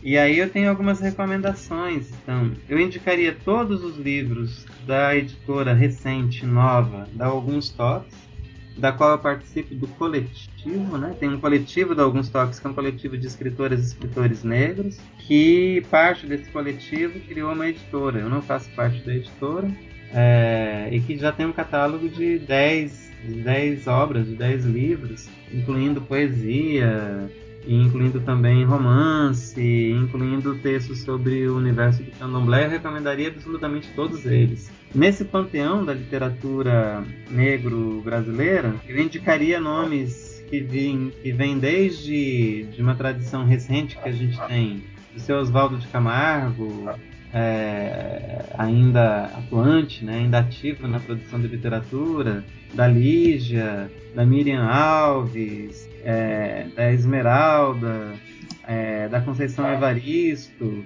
até produções muito potentes agora da atualidade, como por exemplo a da Cidinha da Silva, que faz uma literatura banto das que eu mais gosto aqui no Brasil. Como também dessa nova geração que se cria em São Paulo, que se cria no Rio, que se cria aqui em Salvador, que se cria em Brasília, que passa por nomes como Mel Adum, como Cristiane Sobral, como Lívia Natália, Gueloá, né, Marcos Gueloá, como todo esse grupo de jovens que tem produzido uma literatura de muito boa qualidade no Brasil, e que está absolutamente relacionada com os temas da filosofia africana. Por outro lado, tem toda a renovação também do cinema brasileiro nessa vertente étnico-racial, que tem como um dos seus baluartes o Joel Zito. Eu indicaria todos os vídeos e filmes e documentários do Joel Zito e também do Zósimo Bubu, mas eu também indicaria toda a produção aí, mais em rede e independente, da juventude negra, que passa pelo espaço da mídia étnico-racial, do espaço Nagô, que passa pela produção de jornais como o Iroim, que passa por um monte de revistas, como Menolate, lá em São Paulo, que é, na verdade, um turbilhão aí que você pode encontrar aí rapidamente clicando no Google da vida, né, sobre literatura negra contemporânea. Esses coletivos aparecerão em grande proporção. Do cinema, eu tenho uma predileção pelo cinema senegalês. Então, Osmane é meu cineasta predileto. E alguns filmes como A Negra Di, A História de um Griot, para mim são grandes macro referências, assim. O cinema nigeriano é um cinema eu acho que o nigeriano e o indiano produzem mais do que o cinema norte-americano, né, em termos de quantidade mesmo. O problema é o acesso à língua, mas ainda assim eu indicaria essas duas fontes, né, o cinema indiano e, em maior medida, o cinema nigeriano, por conta da quantidade imensa de produção cinematográfica que eles têm. E aí muitos deles ainda se refere às guerras, né? E desses eu recomendo particularmente aqueles que tratam do drama das crianças nas guerras civis que aconteceram na Nigéria, mas também em Angola, no Congo, etc. De literatura africana, eu não recomendo os autores brancos, que são africanos, mas que são brancos, e que têm largo mercado aqui no Brasil, como Água Lusa, Mia Couto, Pepe Tela. que apesar de achar que são escritores bastante densos, mas eu recomendaria para uma formação de uma sensibilidade de um gosto diferenciados e etnicamente mais envolvidos nessa nossa discussão, autoras como a Pauline Chiziane, como a Chimamanda, como o Chinua Achebe, como o Tutuola, como a Odete Semedo, e uma série de outros autores e autores de todas as latitudes lá em África. Eu poderia citar, talvez por países alguns, né, em Cabo Verde, Angola, no Congo, na África do Sul, enfim. Eu queria citar também muito fortemente aqui que os ouvintes ficassem atentos à cena do teatro negro no Brasil. A gente tem um movimento muito forte de teatro negro espalhado pelo Brasil inteiro. Então, por exemplo, em São Paulo você tem os Crespos, que é um grupo de referência. Aqui na Bahia você tem o Nata, que é um grupo que vem de Alagoinhas, que tem forte atuação aqui em Salvador, que tem a Fernanda Júlia como sua diretora, que faz um teatro de muita qualidade a partir dessas experiências negro-africanas, que tem uma potência filosófica incrível. O melhor espetáculo de teatro que eu assisti nos últimos tempos se chama Exu, a Boca do Universo, que é dirigido pela Fernanda Júlia, que é desse grupo chamado Nata. Eu indicaria então esse revigoramento, né, do teatro negro que está no Brasil como um todo. E obviamente eu pediria para os nossos ouvintes consumirem os CDs de samba de roda, de chula, e consumissem os CDs de capoeira, que tem um mercado imenso e de altíssima qualidade. Pouca gente sabe, por exemplo, que o CD do Mestre Moraes concorreu ao Grammy Latino, né? E só perdeu para o Caetano Veloso, que ganhou quando ganhou lá o Fina Estampa. Mas se não fosse o Caetano, a gente teria o Mestre Moraes como agraciado pelo prêmio Grammy com seu CD de capoeira. E toda sorte de música contemporânea produzida pela juventude negra, que vai do rap ao reggae, a música eletrônica, que é realmente fantástica. E aqueles mais corajosos que fazem a mistura de gêneros, né, dentro das suas composições. Então aqui é uma miríade de MCs que tem produzido nessa linha que a gente não pode deixar de acompanhar. Então tem autores que a gente não pode deixar de ler, porque a gente tem Nobel da Literatura nigeriano, que é o Wole Soyinka, que apesar de ser Nobel de Literatura já há muito tempo, há décadas, não teve texto ainda traduzido para o Brasil, a não ser um texto que foi traduzido aqui em Salvador, mas de um texto periférico seu. Sem falar em autores aqui também da diáspora, como a Aimé Césaire, como Leon Dantas, né, que produziram obras poéticas e filosóficas a partir dessa experiência africana da maior relevância. Então, Retorno ao País Natal, por exemplo, do Aimé Césaire, é imperdível. Eu indicaria ainda uma série de... Melhor do que minha memória vai me trair, mas tem uma série de documentários que tratam da questão étnico-racial aqui no Brasil, que são de muita valia. Mas eu vou indicar os sites da Guelé 10, essa ONG das mulheres negras organizada em São Paulo, que sempre está atualizando as referências, tanto de filmes quanto de músicas, né? Então, talvez isso facilitaria para o nosso ouvinte indicar esses sites. Então, o site da Guelé 10, o site no Rio de Janeiro da Crioula, outra ONG de mulheres negras que sempre está atualizando os seus dados, o site lá de São Paulo do CERT, que é uma organização que trabalha com educação e negritude, que tem talvez o maior acervo de experiências pedagógicas a esse respeito. Eu indicaria esses vídeos curtos da mídia ninja, né, que tem recorte étnico-racial, e da mídia étnico-racial, que tem esse nome mesmo, que tem uma produção muito abrangente, né, que tem uma produção muito potente com várias linguagens. Eu acompanhei recentemente um festival de curtas que era todo ele centrado na questão étnico-racial e também no viés artístico. Enfim, eu acho que são algumas dicas gerais aí que podem... a gente está aqui no São João da Bahia, né? Então tu pode esquentar essa fogueira do interesse filosófico, literário, cinematográfico africano. Tem um documentário sobre capoeira, né? Na verdade sobre o Ngolo, em Angola, e a relação dele com a capoeira Angola aqui no Brasil, que foi feito pelo mestre Cobra Mansa, pelo Richard e pelo Matias, que se chama Jogo de Corpo e Ancestralidade, que realmente vale muito a pena, está sendo premiado aí no mundo inteiro, particularmente na África, Estados Unidos e aqui no Brasil.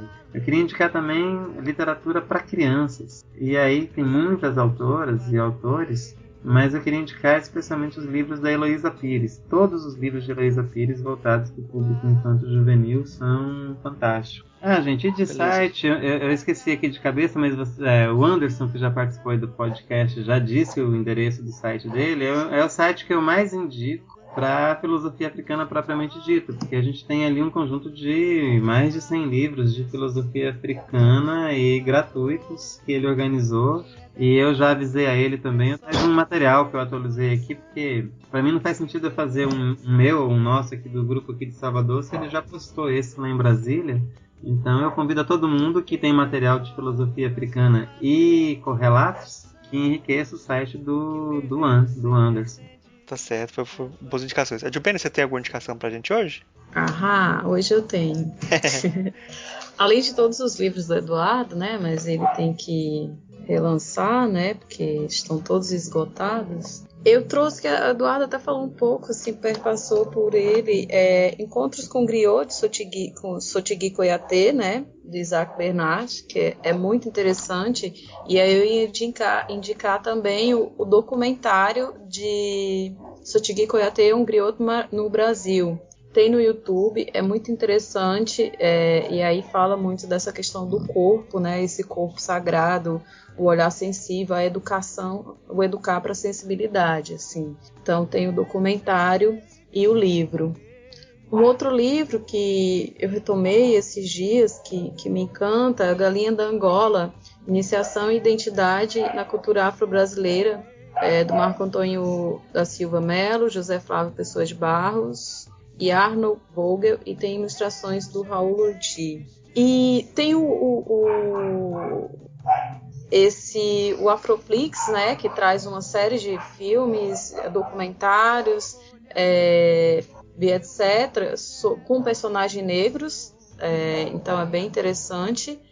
E eu queria indicar uma música, na verdade, talvez se fizesse uma pesquisa assim, sobre um rap, que ele é cearense, muito interessante, que é o Rapadura. E aí ele tem uma música aqui com o Rapa, que é, na verdade, no Reza Vela, ele introduz o Nordeste que me veste, né? E aí, nessa intervenção que ele faz nessa música Reza Vela do Rapa, ele começa assim: minhas irmãs, meus irmãos, se assumam como realmente são, não deixe que suas raízes morram por falta de irrigação. Eu acho que essa frase, ela diz muito sobre esse nosso diálogo de hoje, assim. Uhum. Então, era isso que eu tinha para indicar. Eu acho que também vale a pena conhecer um pouco do Rapadura. Não porque ele seja cearense, mas ele é muito interessante, assim. Ele realmente tem essa identidade marcada, né, dessa ancestralidade. E aí ele vem com rap, hip hop, embolada, baião, forró, chachado. Então eu acho bem interessante, assim. Tinha algumas outras indicações, mas o Eduardo já passou aí, então fico por aqui. E eu lembrei a terceira, que é um projeto de extensão que tem um programa de rádio na rádio educativa aqui em Salvador, e que tem uma página no Facebook que se chama Latitudes Latinas, que é um programa diário sobre música latino-americana, e não raras vezes aparece a produção afro-latino-americana musical nesse programa, que é coordenado pelo professor e um grande amigo chamado Carlos Bonfim. Então era a terceira coisa que eu tinha esquecido e me lembrei. Marcos, você tem alguma indicação pra gente? Tem algumas indicações aqui. Poesia, eu vou indicar A Gramática da Ira, do Nelson Mark, que é meu amigo, que é um livro que eu acho interessante. Tem um livro muito bom que eu espero que já tenha acessível para vocês quando o podcast estiver online, que é o livro A Religiosidade Brasileira e Filosofia, que eu organizei junto com o Rony Silveira. Tem vários artigos lá. É um livro muito recomendado. Tem inclusive da Adubênia. Tem um artigo até da Adubênia, pra você ver que tem muitas pessoas. Não, é interessante que só rapidinho, Max. Eu falei sobre ancestralidade da perspectiva de Adubênia como pesquisadora e convidei uma amiga que ela é iniciada no candomblé para falar da ancestralidade nessa perspectiva do bem viver, assim. Então tá bem interessante, assim, porque traz essa experiência de uma pesquisadora que vive essa ancestralidade. Eu costumo dizer que eu estou na encruzilhada porque eu não sou iniciada em uma religião de matriz africana, mas é o lugar onde eu me encontro. E essa experiência de alguém que vivencia, que vive uma religião de matriz africana, que é iniciada, assim. Então tá interessante nesse sentido, esse diálogo. Tem mais artigos lá, tem um artigo do Rony sobre, o título dele é Legbara não é Kant, tem um artigo do Basilele Malomalo sobre Macumba, eu fiz um artigo sobre Humberto Eco, como Humberto Eco descreve a Bahia, o candomblé, e como ele não consegue compreender esse universo, né? Então, eu espero que esse livro esteja disponível já. Tem uma série chamada Sons da Bahia, que você pode baixar na internet os livros.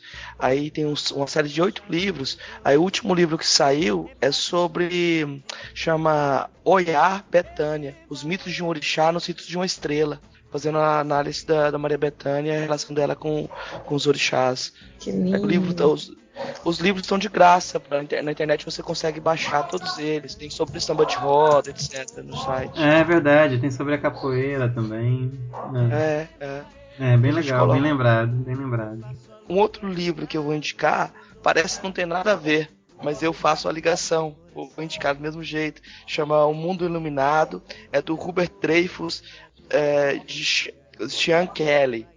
Esse O Mundo Iluminado, ele, de certa forma, fala da religiosidade, do sentido de mundo que a gente perdeu hoje, do sentido de gratidão que a gente perdeu hoje em dia, no mundo moderno, e faz um diálogo com a gratidão que existia no tempo da Grécia Antiga, em Homero, nos deuses clássicos, etc. Eu acho muito interessante fazer essa ligação entre a gratidão e a sintonia com algo fora, com esse sentido da ancestralidade. Eu acho muito interessante pensar essa ligação entre esses dois universos e a busca de um sentido maior que o indivíduo isolado. A indicação musical, eu vou indicar o CD Brasileirinho da Maria Bethânia. Já que eu tô aqui em Santa Amaro, eu tenho que indicar esse CD. Eu acho que você pode escutar lá, você vai encontrar muita coisa para pensar e para fazer essa... É um exercício espiritual para quem quiser seguir. Bom, a gente já está chegando aqui no final do programa. Queria agradecer muito a presença do Eduardo e abrir espaço aí para você fazer alguma consideração final, divulgar algum seu trabalho, alguma coisa que você quiser, meio de contato, qualquer coisa que você quiser falar para finalizar aí. Primeiro de tudo, eu quero agradecer a vocês por esse convite, por essa oportunidade. Agradecer especialmente a Adubênia, que fez o convite e mediou esse contato com vocês. Um prazer de falar com você, com o Marcos, e falar com os ouvintes do podcast que está abalando geral aí, né? Aqui está falando agora está tombando geral. E diz o seguinte, olha, a filosofia africana, e eu tenho chamado aqui de filosofia africana brasileira, ela é um movimento coletivo. Então, assim, em um lugar ou outro já saiu escrito, divulgado, que tem 1 ou 2 filósofos africanos no Brasil. Isso é uma falácia. Então, é bem verdade que não tem tanto tempo assim que tem esse movimento de uma filosofia africana aqui no Brasil, mas também não é verdade que tenha começado ontem, né? Então eu tenho aqui comigo, por exemplo, o livro do Edson Nunes, que é lá dos anos 70 ainda, que já fazia filosofia africana aqui no Brasil e que, só para lembrar, era ao mesmo tempo que a filosofia latino-americana começava a tomar corpo no continente. Então a gente tem uma tradição que ainda que não é longuíssima também, não é tão recente assim, E a gente atualmente no Brasil, todas as latitudes do Brasil, em todas as 5 regiões, a gente tem filósofos e filósofas africanas articulados em redes. Eu queria deixar isso para os nossos ouvintes. Então a gente tem uma das redes, se chama Rede Africanidades, que articula redes de redes, né? Redes de pesquisadoras e pesquisadores comprometidos com esses temas da filosofia africana e da literatura e também da antropologia, no movimento comum, né? No movimento articulado. Então a gente já tem uma certa massa crítica produzida, a gente já tem geração aí de mestres, começamos a formar também doutores na academia, e muita gente das práticas, das experiências culturais no seio da capoeira, do candomblé, do maracatu, do samba, etc., que está se empoderando e produzindo, escrevendo e produzindo vídeos, etc., nessa perspectiva de uma filosofia africana, né? Então esses sujeitos coletivos começam a se fazer ouvir também com esse sentido direcionado. Então eu só queria dizer isso para me despedir de vocês e dos ouvintes, que eu faço parte com entusiasmo, né, com alegria, de um movimento de filosofia de ancestralidade, de um movimento de filosofia africana, que ultrapassa de longe um ego ou outro e que se comporta como uma rede. E a ideia é que isso inclua o máximo de pessoas interessadas possíveis, né, para a gente fazer essa produção coletiva cada vez mais inclusiva. E um papo muito gostoso com vocês, eu agradeço um bocado, foi uma delícia. Obrigado pela sua presença, a conversa foi muito boa mesmo, foi um prazer ter você aqui com a gente. Obrigado também a Dilbene e o Marcos por ter participado aí, foi muito legal, valeu. Bacana, Murilo, bacana, Marcos. Beijo, Gil. Valeu. Eu peço para você que está ouvindo comentar no nosso site, o filosofiapop.com.br. A participação de vocês é muito importante, é o que dá força para a gente continuar o nosso trabalho. Se você quiser, pode mandar também um e-mail para contato@filosofiapop.com.br. Lá no site a gente coloca todas as referências citadas aqui no episódio e também os links para as nossas redes sociais e página no Facebook. Se você quiser ajudar a gente, você pode compartilhar os episódios com os amigos e também avaliar no iTunes. Isso ajuda muito a gente subir na classificação deles e trazer muito mais ouvintes. Você também pode contribuir com a nossa campanha no site catarse.me/filosofiapop-transcrição. O link vai estar no post. Obrigado a todos e daqui a 2 semanas a gente está de volta.